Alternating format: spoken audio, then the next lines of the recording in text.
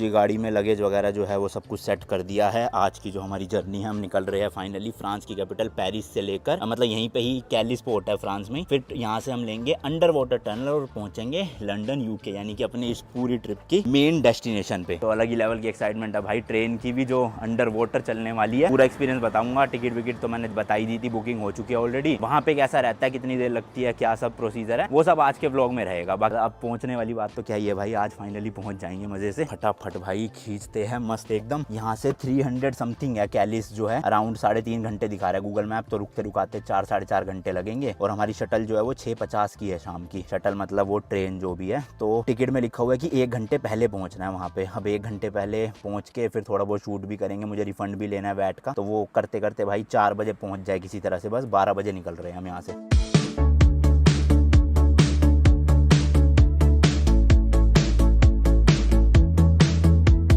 तो जो ओनर है भाई, आई गेस उनकी दुकान है यहाँ पे, जहाँ पे चाबी देकर आनी है। ये वाली देखो, एलिसा सुपर हीट। हो सकता है उनकी भी ना हो, उन्होंने इनको क्या रखा हो कि पिक और ड्रॉप करने के लिए जब भी कोई गेस्ट आता है चाबी। बाकी भाई गाड़ी की एवरेज देख लो, 707 की, मतलब रेंज कह रहा हूँ, एवरेज नहीं, 707 किलोमीटर चल जाएगी। तो 300 किलोमीटर का ही सफर है, मजे से। फ्यूल के लिए रुकना नहीं पड़ेगा, इसलिए होटल के वहीं से डलवा ली ताकि कोई दिक्कत ही ना आए। अब सीधा तैडम पैड भाई खींचनी है एकदम, क्योंकि आज भाई प्रॉपर ना बॉर्डर आने वाला है। मतलब हम पिछले 1 महीने से जो है वो शेंगन एरिया में घूम रहे थे 29 दिन से। तो इसलिए कोई बॉर्डर आता नहीं था, ना कोई चेकिंग होती थी। और जो उससे पहले के भी यूरोप के बॉर्डर थे ना, जो उधर वाली कंट्री थी नॉन शेंगन, उनमें भी कुछ खास चेकिंग होती नहीं थी। बट आज भाई एक्चुअल में एक बड़ा बॉर्डर क्रॉस करना है हमें, मतलब फ्रांस से लेके यूके तक का। तो इसलिए सब कुछ होगा, procedure A to Z, passport भी चेक होगा, वीजा भी अच्छे से देखेंगे। और सबसे इंपॉर्टेंट भाई, कारनेट पे स्टैंप लगेगा आज इतने टाइम बाद। मतलब कारनेट तो निकालने का मौका ही नहीं मिला था कब से, आज जाके फाइनली निकलेगा। और उस पर स्टैंप भी होगा। पता नहीं स्टैंप लगाएंगे या नहीं लगाएंगे, बट हमें लगवाना है भाई। तो थोड़ा सा मेहनत करनी पड़ेगी, वहां जाके उनसे कहना पड़ेगा, रिक्वेस्ट करना पड़ेगा। और होपफुली फिर वो स्टैंप लगा ही देंगे कारनेट पे। एग्जिट की होगी, एंट्री की लगी थी हमारी ग्रीस पे, उसके बाद से कोई स्टैंप नहीं लगी। यूरोप में घूम रहे थे। अब जाके जो है यूरोप एग्जिट करेंगे तो एग्जिट की भी स्टैंप हमें चाहिए।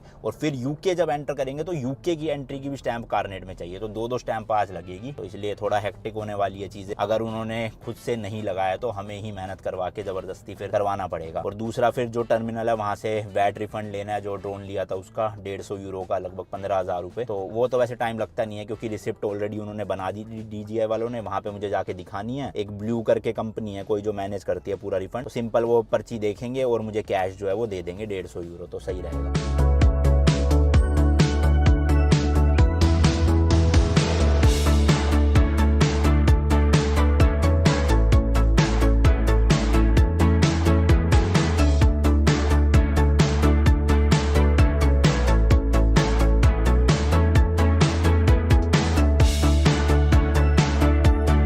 देखो, फ्रांस से यूके जाने के ना हमारे पास 2 ऑप्शन थे, अगर हम अपनी गाड़ी से जाना चाहते हैं। वैसे तो 3 ऑप्शन है, फ्लाइट भी आप ले सकते हो, बट उसमें गाड़ी नहीं जाएगी। तो उन 2 ऑप्शन में से एक तो है भाई फेरी का, जो कि चलती है फ्रांस के कैलिस पोर्ट से लेके यूके के डोवर पोर्ट तक। फेरी की टिकट जो है वो अराउंड आपको भाई 8 से 10,000 12,000 डिपेंड करता है आप कब बुक कर रहे हो, उस हिसाब से मिल जाती है। और 1.5 घंटा लगाती है, प्लस में थोड़ा पहले 1 घंटा लगा लो और 1 घंटा बाद का लगा लो, चेक इन चेकआउट जो भी सब सीन रहता है। तो वही टोटल जर्नी जो है 3.5 से 4 घंटे की रहेगी, सब कुछ मिला के। दूसरा ऑप्शन आता है भाई, एक अंडर वाटर टनल बनी हुई है, जो कि कैलिस पोर्ट से लेके यूके में एक जगह है फोक्सटन तक। और ये अंडरग्राउंड टनल आप कह सकते हो भाई, कंस्ट्रक्शन का ना एक मतलब अजूबा सही है, क्योंकि भाई समुद्र के अंदर एक टनल बनाना बहुत बड़ी बात है। तो एक्चुअल में काफी साल पहले, काफी क्या मतलब बहुत ही 1000 साल पहले यूके और यूरोप जो है ना वो साथ में ही जुड़े हुए थे। बट जैसे जैसे टाइम बीतता गया भाई, दोनों जो है ना वो थोड़ा अलग अलग हो गए थे। तो ये जो 35 से 40 माइल्स या किलोमीटर जितने भी है, उसका जो डिस्टेंस है ना वो टनल कवर करती है अंडर वाटर। और उस टनल के अंदर भाई ट्रेन भी चलती है। तो आप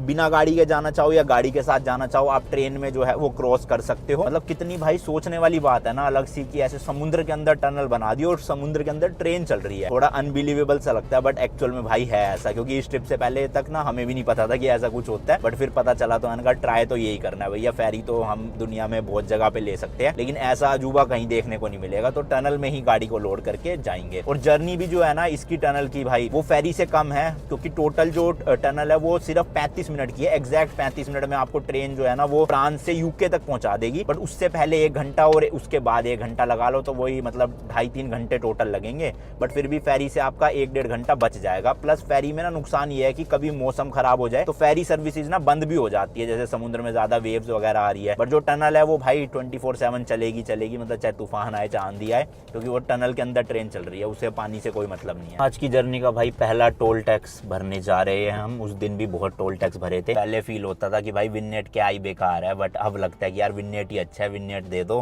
टोल टैक्स से छुट्टी। फिर लो जी लो, अपना नंबर आ गया है। यहाँ से शायद से टिकट ही निकलेगी, खाली निकाल लो।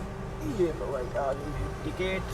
चलो जी। कुछ टोल टैक्स में ना एंट्री के टाइम पे पैसे ले लेते हैं, कुछ टोल टैक्स में क्या है एंट्री के टाइम पे खाली टिकट देते हैं, जब आप एग्जिट मारोगे ना फिर वो देते हैं भाई। तो अलग अलग जगहों पे अलग अलग सीन चलता रहता है। अब लेट्स सी जब एग्जिट लेंगे तो कितने पैसे लगेंगे।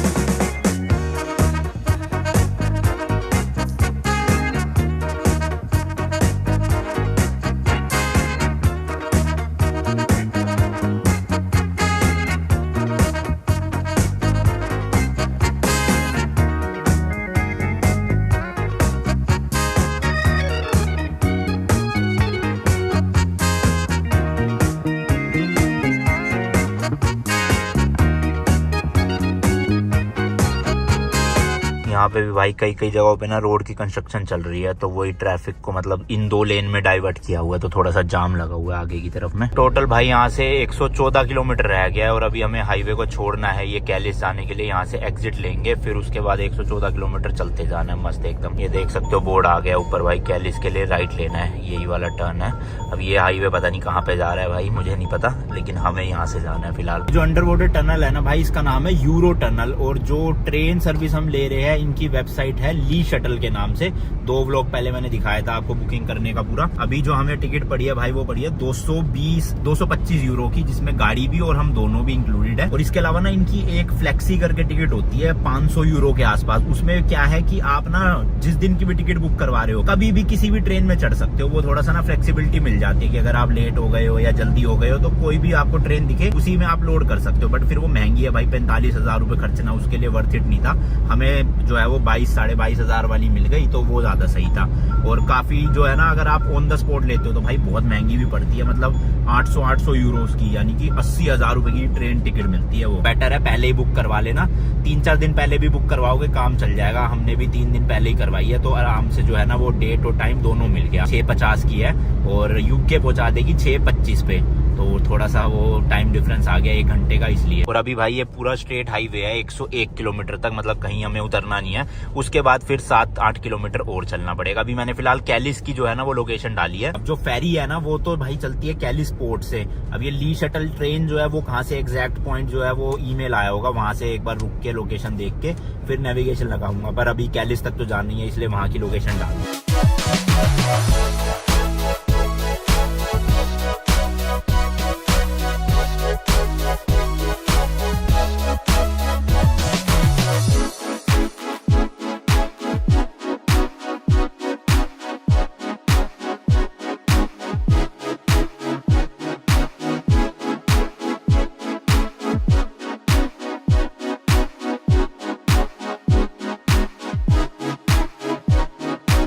चलो जी फाइनली भाई एग्जिट आ गई है टोल टैक्स की। यहाँ पे वो पर्ची डाल के देखते हैं कितना पैसा लगा। और कैलिस भी बिल्कुल आ ही गया भाई, बस अब तो 38 किलोमीटर और रह गया। तो मेरे ख्याल से तो अब ये लास्ट ही है, मतलब टोल टैक्स एक ही आया आज पूरे रास्ते का। कितने 270 किलोमीटर चल लिया हम, लगभग 260-70। अब कितना भरना पड़ेगा इतने किलोमीटर का वो देखना है। ये वाली भाई मशीन लगी हुई है एंड अपनी लाइन में वो रही आगे, वहाँ पे करना है हमें। और वहाँ पे ऊपर ना बोर्ड लगा होता है कि कैश वाली लेन में घुसना है या फिर खाली कार्ड वाली, या कैश एंड कार्ड दोनों वाली। तो हमारे पास तो कार्ड भी है, कैश भी बचा हुआ है थोड़ा सा वहां से जो निकलवाया था एटीएम से, तो कैश की भी जरूरत पड़ेगी तो काम आ जाएगा। वैसे तो यूरो अभी काम आएगा भाई, आयरलैंड हम जाने वाले हैं, वो भी यूरोप में पड़ते हैं और वहां की करेंसी भी यूरो ही है, तो यूरो कैश में तो निपट जाएगा, कोई दिक्कत नहीं है। उल्टा इंश्योरेंस भी लेना है अभी यूके के लिए बॉर्डर पे, तो हो सकता है वहां पे भी यूरो चल जाए। बाकी पाउंड अपने पास है नहीं, वो वहीं जाके निकालेंगे हम। और अभी पिछले 3 महीने से भी ज्यादा से ना हम भाई इंडिया से ओपोजिट रूल्स वाले लेन में गाड़ियां चला रहे थे। इंडिया में लेफ्ट में चलाना होता है, हमें राइट में चलाना था। इंडिया में राइट से ओवरटेक करना होता है हमें, यहाँ पे लेफ्ट से करना था, ईरान में भी, टर्की में भी एंड यहाँ यूरोप में भी। बट अब यूके एंटर करते भाई वापस से इंडिया वाले रूल्स आ जाएंगे सारे के सारे, मतलब हमें उस रोड पे ड्राइव करना है और ओवरटेक भी राइट में करना है, क्योंकि वहां की जो गाड़ी है ना उनका स्टीयरिंग व्हील भी राइट साइड में ही है हमारी तरह। वैसे तो अभी 3 महीने में ऐसा भी नहीं है कि जो मतलब 4-5 साल से इंडिया में चलाया उसकी आदत छूट गई है, बट हाँ आज में थोड़ा सा लगेगा कि यार यूरोप में जो आदत लगी हुई थी ना ओवरटेक करने की या लेन में चलाने की, वो थोड़ा सा अजीब हो जाएगा यूके जाके। बट कल से वापस से दिमाग जो है